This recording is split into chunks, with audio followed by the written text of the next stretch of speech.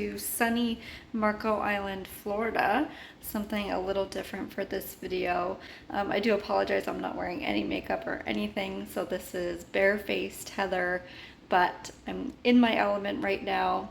I'll flip around the camera so you can see my current view. We've actually been here for a week now, so we're here for 3 more days, and it's just been the most relaxing vacation, and it was exactly what we needed at this exact time. So I'm here with my husband and basically visiting my parents because they have a place here that they live in for half of the year. So I'll flip around the camera so that you can see my current views. So that's my husband over there. And those are the views that I get to wake up to every morning. So just feeling so grateful to be here. So I did just really quickly want to come on here and talk about the books that I have read so far on this vacation, starting with Hamnet and Judith. This one I ended up giving 3 stars to. I did really enjoy my time with it, but I think maybe I went in with my expectations being a little bit too high, but I did love the writing style.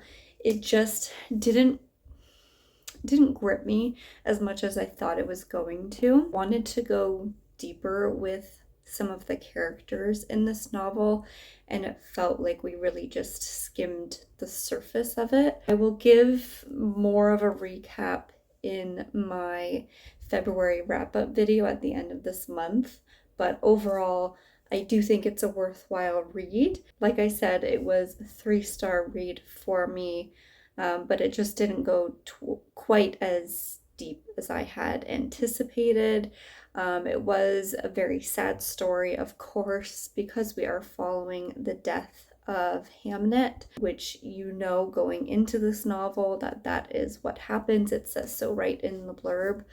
So that wasn't a huge shock, of course, but just following the aftermath of this son's death and how it affects this family. I just think I had maybe too high of expectations going in, but I would definitely like to read more books by this author. I know that she just came out with the book called A Marriage Portrait, so I would definitely be interested in reading that one as well because I did like the writing style. I just don't know if this one was necessarily for me.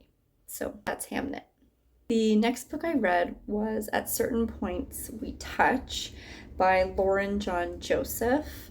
So this one I really liked, and it's funny because as soon as I started it, I wasn't sure if I was going to end up DNFing it or not because the writing I just found to be so pretentious. It just kind of seemed like it was trying too hard. But that sort of, I don't know if maybe I got used to the writing style or if the author kind of chose to not go quite to that extent with that writing style. But anyway, by about over 50 pages, I was definitely hooked. The writing was beautiful, and I did really enjoy my time with this book. This one did almost read as sort of a biography memoir style. However, I do believe it's actually a fictional piece of work. It does follow a queer love story and the aftermath of one of the individual's deaths and how it affects the protagonist JJ in their life after their loved one passes away. So I did really enjoy this one. Like I said, I will just put out a quick warning that there are very detailed sex scenes in this one, which I wasn't really expecting. Like, obviously there is sex in certain novels, but this one was just like took it to another step.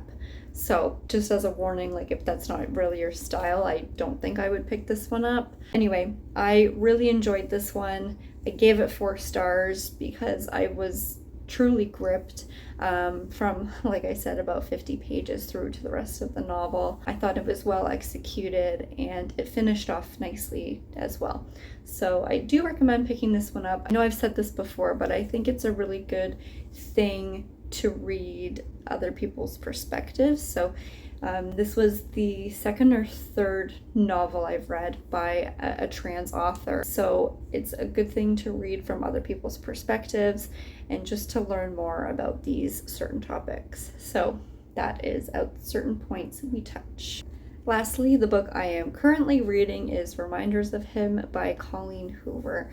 And I think that this one is going to be a really good sort of beach read. It's very easy so far. I just started it this morning and I'm already about 60 pages through. This one follows, what's her name? Kenna, as she returns to a small town after being released from jail. Something happened with her ex-boyfriend or ex-husband when he passed away, which then led to her going to jail. So we know that right off the hop, but we don't know what happened or how she was involved. All we know is that she went to jail. Then she meets Ledger when she comes back to town, and Ledger is somehow involved with her ex-boyfriend, ex-husband, and then obviously there's going to be a romance involved because it is a Colleen Hoover novel. So anyway, I am enjoying it so far. I'll let you know what I think probably when I get home. My goal is to finish this one before we leave. I am liking it. I can definitely foresee myself reading this one after a cocktail or two just because it is such an easy read, and I always like to do that when I read a couple books that are a little more difficult to read or the subject matter is a little more difficult. I like to follow that up with an easier read that I can just kind of flip through and just genuinely enjoy. So I think that I made the right decision with this one. And yeah, that's Reminders of Him by Colleen Hoover.